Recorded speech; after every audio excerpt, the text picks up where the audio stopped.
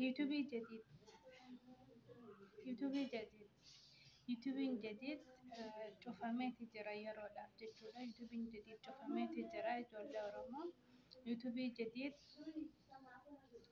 baay'ee na gaddisiise yuutuubiin jadid jechuudha. Ashama akkam jirtan isiniin jecha salaamtallee hin daganne akkam jirtan naga jirtanii ijoollee Oromoo. Bajeetiin jira dhiyeenya kana maaliif badde jechuun keessan isin oolama. Baay'ee takkaan badee jira. Maaliif biiziidha jechuudha. Waan ta'eef har'a gaddaaniin dhufe dhugaa hedduu takkaan gaddutti jira. Maaliif jettanii yoo hayyaattan taate jadiitoof namni hin beekne hin jirtane yuutuubii jadiid jechuudha. Cufameeti jira yeroodhaaf cufameeti jira. Dhugaa waaqaa jechuudha. Ani baay'ee takkaan gadde. Maaliif gaddite jechuun keessan isin oolu yuutuubiin jadiid jechuudha. Yaman keessa akkuma beektan hojiin dhiiraa ni jabaatte hin jirtu jechuudha. Ijoolleen tun jechuudha jiruun isaanii, hojiin isaanii, jireenyi isaanii, mashruufni isaanii wanni hundi yuutuubii kanarraa jechuudha kan isaan eeggatanii baay'ee garaa nama nyaata dhugaa waaqa baay'ee takkaan gaddeen akka mataa kootitti jechuudha akka keessanitti hin beeku. Haati manaa isaa ammaan tana deesse. Haati manaa isaa ammaan tana deessee jirti akkanumaanuu jechuudha gaafa ilaamaa akkanatti walirratti haasinnan jedhaa barane. Haati manaa isaa amma deesse obboleeshinaan deesse jechuudha garaa baqeeffamteeti kan isiin deesse jechuudha. Hanga kana hunda eeggatanii jechuudha isii deessee guyyaa 3 moo 4 mucattiin tun amma erga deesse kifaayaan jechuudha. YouTube isaa jalaa haatti hangam takka isin gaddisiisa mashruufni isaanii kiraa manaa wanni kafalan guutuun YouTube kanarraa eeggatan jechuudha birrii. Ani akka kootitti baay'een gadde. Abshir jedhii dhumaatii miti. Abshir jedhee silaayyuu namni inuma du'a. Garuu Oromoon mucaa kana gargaartanii cinaa dhaabbatuu qabdanii an akka mataa kootitti dhugaa nan gargaara. Maaliif baay'ee takka nama gaddisiisa. Haati manaa isaa ammaan tana deessee garaa baqeeffattee kan ishiin deesse jechuudha. Amma yuutuubiin isaa jalaa haatteeti jira. Baay'ee nama gaddisiisa.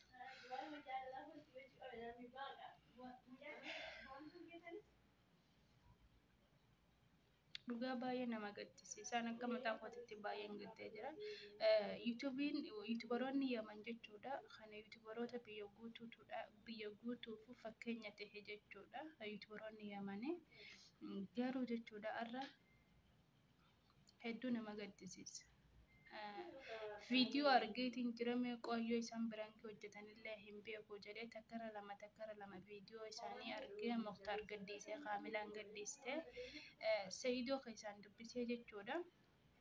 Seeyidoo keessaan dubbisee wanni tun dhugamoo sobaa Seeyidoo birankii godhu jirtammoo dhugaadhaa jennaan dhugumaan jalaa hatame jedhe bakkan jiruuniif wallaale jechuudha. Gizeen akkasnaan jedhu bakkan jiruuniif wallaale. Maaliif isaan gisee hedduu waan birankii godhaniif jecha namni hojii isaanii birankiidha jedhaani. Ani immoo keessaan Seeyidoo dubbisee Seeyidoo dhugamoo birankii godhu jirtammoo dhugaadhaa jennaan dhugumaan hatame naan jedhe bakkan jiruuniif wallaale. Bakka waan dagame kana jedhee kaameraa fayyadamee isiniif ibsuuf eegale.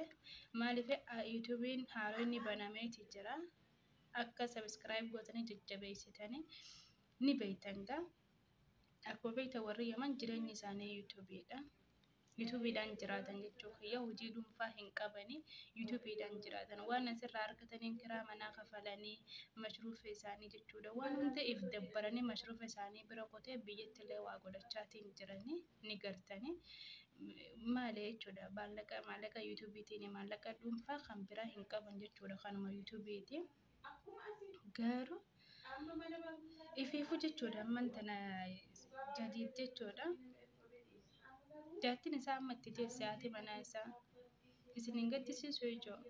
Ani baay'ee na gaddisiise. Si ijoolleen tun birankii gochaa jirti jedhee Muktaar nan ilaala waan inni gaddisiise Kaamilaan ilaala. Wayyoo garan na badee dhugaa waaqa garan na badee. Ani akka mataa kootitti gargaaruudhaaf qopheedha. Mee warri sagalee kana dhageessan jechuudha. Warri sagaleen kun isinitti dhagahamte warri jadiid gargaaruudhaaf hamilee qabdan koomentii jalatti naaf barreessaa isiniin jedha. Ni gargaara warri cinaa dhaabbannaa yuutuubii isaa jadiida banamallee haaraya banamallee sabskiraabiin goonaa fi jajjabeessinaa warri jettan dhaqaa jajjabeessaa namoota yuutuubaroonni hundinuu linkii jala isinii keenya. Dhaqaa jajjabeessaa isiniin jedha. Dhugaa baay'ee takka nama gaddisiisa. Ani baay'ee gaddeen jira. Baay'ee takkaan gaddee jira. Ijoo isin hangam takka gadditan. Dhugaa baay'ee nama ajaa'ibsiisa. Maal seetu ni beektanii? Namni gubatteen harkine ibiddaan taphattaa jedhe. Gubatteen harkine ibiddaan taphattaa.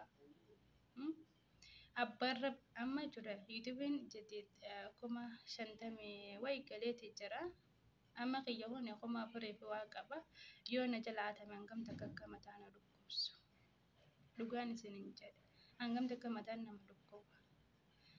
Mi'aa maallaqa yuutuubiidhaa kanuma banatee beekuutu irraa fayyadamee beekuutu mi'aa isaa mi'aa yuutuubiidhaa beeka jechuudha.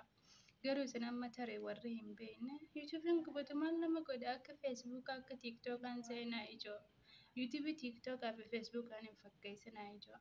Maaliif dhugaa dubbachuuf ijoollee Yaman keessa jirtu yuutuubaroonni yuutuubiidhaan ol ka'anii gatta'an.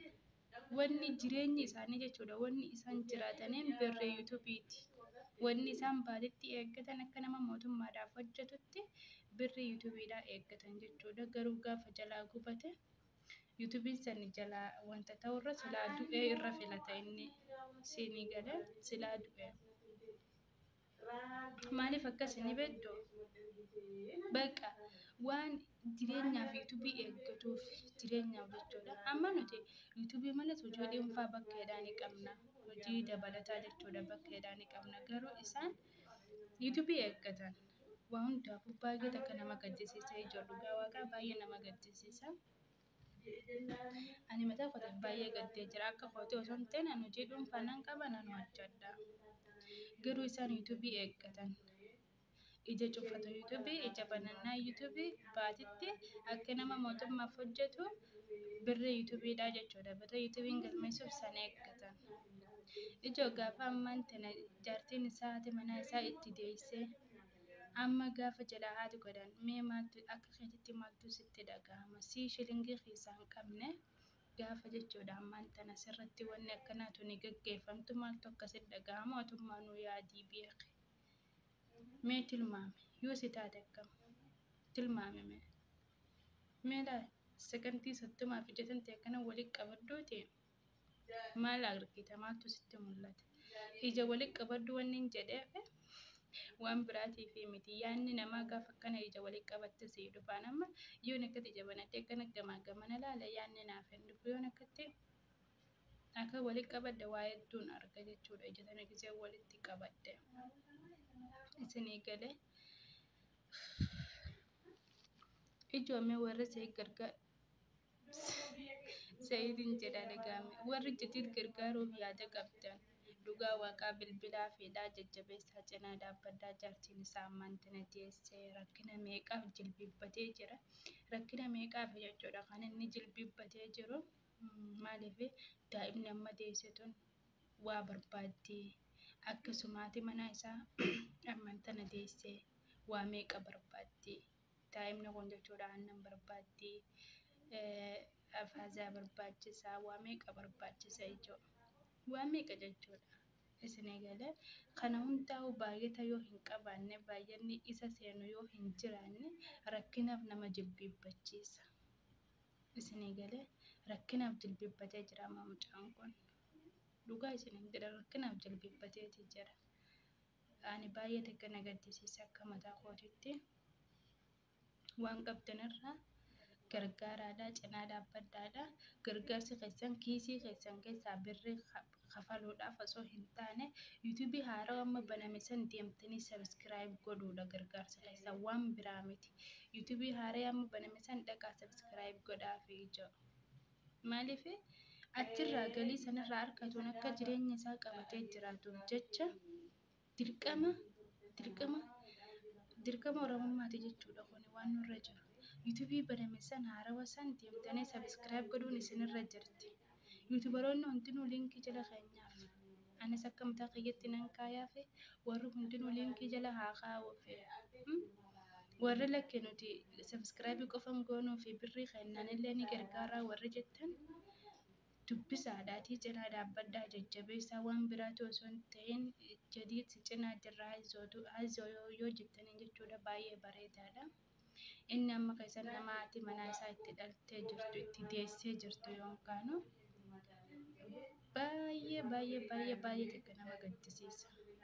Isinii galee baay'ee nama gaddisiisa. Waan kana ta'eef cinaa dhaabbachuun dirqama Oromummaa kan isinirra jiruuti. Dirqama dhugaa isiniin jedha.